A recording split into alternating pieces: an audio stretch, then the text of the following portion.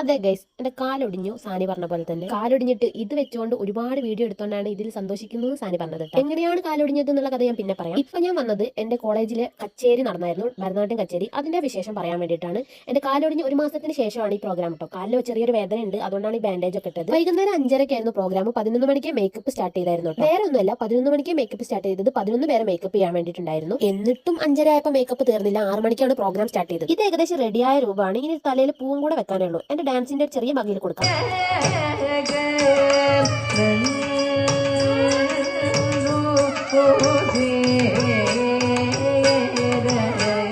അങ്ങനെ ഡാൻസ് ഒക്കെ കഴിഞ്ഞു. ഡാൻസ് കഴിഞ്ഞതിന് ശേഷം അഞ്ജലിയുടെ അമ്മയുടെ പിറന്നാളായിരുന്നു. അപ്പൊ ഞങ്ങൾ ചെറുതായിട്ടൊന്ന് കേക്കൊക്കെ കട്ട് ചെയ്തു. Happy birthday dear mummy. അങ്ങനെ പ്രോഗ്രാമും കഴിഞ്ഞ് മേക്കപ്പും വലിച്ചൊരു ഞാൻ അന്ന് തന്നെ നാട്ടിലേക്ക് വണ്ടി കയറി. ഞാൻ തറയിലിരുന്നും അമ്മ നിന്നും ഒക്കെയാണ് ഞങ്ങൾ കോഴിക്കോടേക്ക് പോയത്. അപ്പൊ അടുത്ത വീഡിയോ ആയിട്ട് വരാം. എല്ലാവരും ലൈക്ക് ചെയ്യുക, ഷെയർ ചെയ്യുക.